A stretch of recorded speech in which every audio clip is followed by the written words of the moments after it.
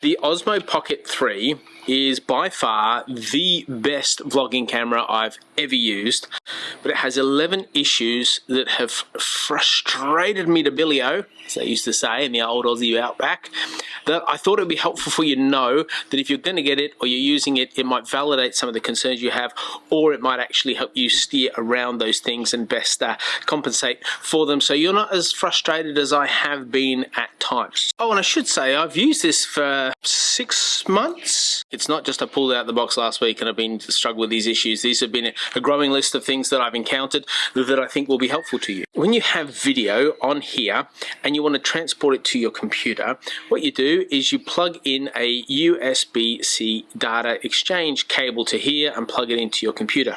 Now what I found, I'm using Final Cut Pro on a Mac. If I download straight from here and I export it from here and import it into my editing software, about halfway through that process, this doesn't like it and it just packs in. It just won't do it. It'll just die and turn off the whole thing and lose the input, and you'll have to start all over again. Now, you can take the SD card out, which we'll talk about in just a moment, but the other option is to actually export from here onto your hard drive and then import from your hard drive onto your software. The SD card, or the micro SD card, can you see it right in there? It's so hard to access. Now, I've no fingernails, but I've had to use a knife to get in there and dislodge it and get it out.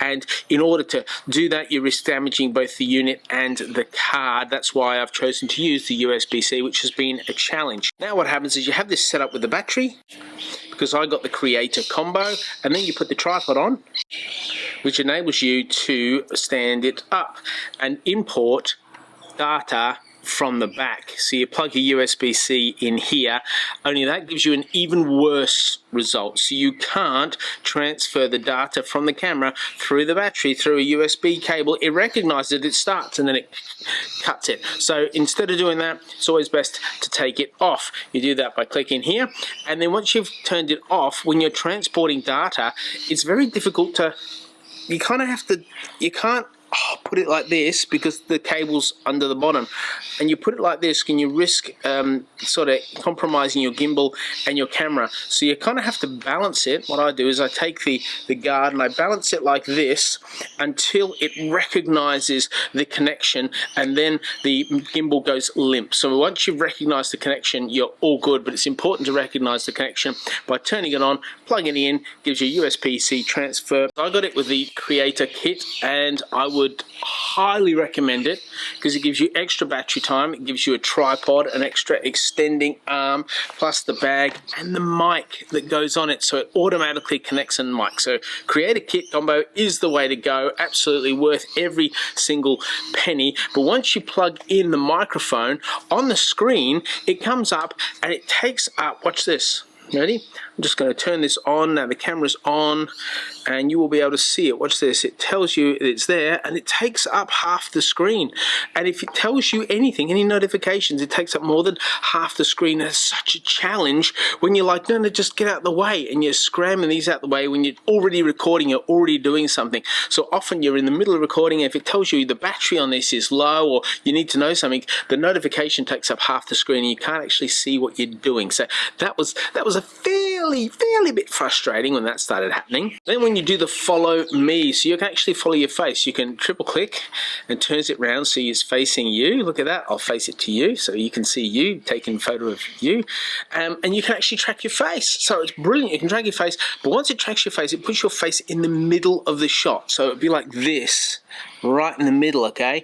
And as you know from this video, you don't want right in the middle, you want up top. So it's a really handy feature. It's really clever, except it composes you right in the middle of the shot, and you know, it just feels a little bit funny when you're vlogging right in the middle of the shot as opposed to how you should be. So a bit of a limitation. They can fix that with firmware. They'll probably fix it in the DJI Osmo 4 that's coming out whenever that comes out, but rumored to be later on this year. So we'll see if that transpires, which I kind of hope it does for the software and the development of this. Kind of hope it doesn't, because you don't want to upgrade again.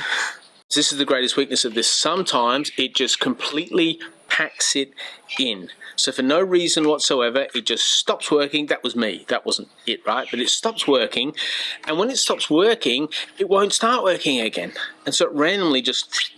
And you're like, come on, and you turn it on and you try and do anything, you think maybe the battery's died, and then a little bit later it does work, and when it does work, the battery's good.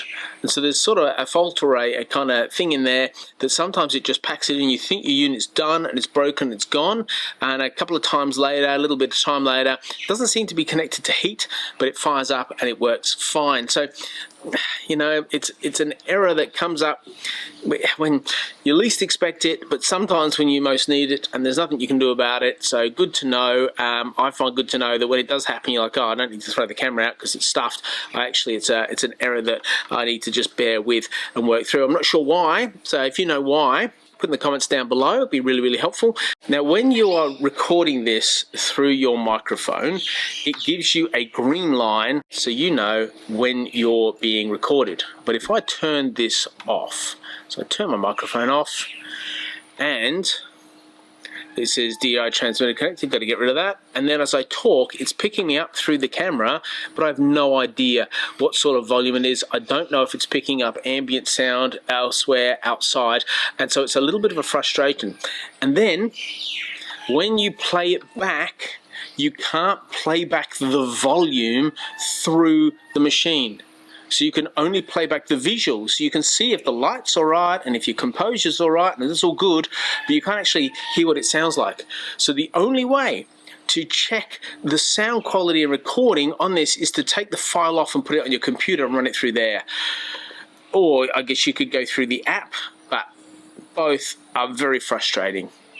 When I tried to connect this to the Wi-Fi on the app, it was really hesitant and blotchy and jumped in and out and didn't enable me to look at the video that I'd just taken on my DJI Pocket 3. So it's just it'd just be easy that if it had a built-in speaker here and you could just flip to your thing and you could listen, you'd be like, oh, great. Or you could easily put it on the app and be like, I can see what's going on, or just a green bar just to so you know that the volume's actually working. So the first project I did with this, I did, and all the way through, I'm like, I really hope the volume is working on this. The mics are exceptional. Like, the experience you get from this is exceptional, but you don't know it's exceptional until you're finished, and when you're finished, it's too late to fix it because it's already done. So how are we tracking? 2 to go, and the first one's a little bit sort of superficial and the second one's a little bit tricky. So when you put the tripod all the way up so it's nice and tight, sometimes you have a precarious sort of where you can like put it on the thing, and so that requires you to put it like this, which doesn't align flush with the battery. So you see the battery is like this, and it would be good if you could actually align it like so, all right, that's good. But what if you actually want this bit, the front bit, to not have any, and then it's loose, right? So yes, you can control it by moving the gimbal around, but it's a limitation that if you set here and then you want to look at the screen whilst you do the thing, it becomes a little bit of a challenge. So what would be great is if there was another mechanism just in here where you could set the tripod to any sort of angle you like around the bottom. You could tighten it off and it would be good to go. And it wouldn't take much, just a little thin gasket plugged in there that you get it exactly where it is, and then you tighten it up and you're good to go. I think that would be a really big win. Then finally, and it took me ages to work this out, when I filmed on 60 frames a second, I had the most bizarre thing take place, and that was that when it came to my computer, the audio was unsunk with the video. Now, it only happened on 60 frames a second. It didn't happen all the time at 60 frames a second, but by golly, was it frustrating. And so what you actually had to do, what I had to do was I had to separate the audio, and then I had to stretch it out by like 104%, and then I had to realign it so it was bang on, and then it was okay. But there's an issue in there that if you shoot on certain video settings, that you will have this disconnect. So what I would encourage you to do if that happens to you, is go back to 24 frames a second, 4K, just normal as you like, default all the audio and everything, and start to build up again. Because what I think happened is I added too many variations as I modeled through, and I hit something that went, oh, that's not gonna work. But when I backtracked all the way to the start and I built again, it was okay. So if you have that experience, if you have your audio out with the thing, it's about 104% that you want to increase your speed of your audio to, which won't change too much the pitch or the tone, but it will enable the syncing of it throughout the whole piece of what you've got to do. And then you just move it along so it's spot on. It does take a little while, and I did a video once where I just vlogged like this whole half an hour thing, and editing it afterwards was like it took 10 times longer than it normally did because of this limitation. So I know some of you are like, you hate these sort of videos. You're like, no, don't talk about the bad things and all that. I apologize to you if you've watched this far. That's on you. You should have just not watched in the first place. But I hope this has helped. Kind of, if you're going to buy it, be aware of those things and recognize those things.